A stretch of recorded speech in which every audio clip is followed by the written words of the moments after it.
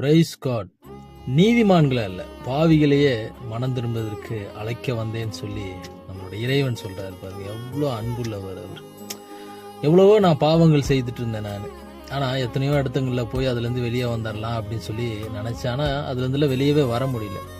ஆனால் தேவன் பாருங்க, அவர் வந்து என்ன அந்த பாவத்திலேருந்து விடுதலை ஆக்கி இன்னைக்கு இந்த பூமியில் ஒரு நல்லவனாக வைத்திருக்கிறார். தேவனுக்கு நான் நன்றி செலுத்துகிறேன்.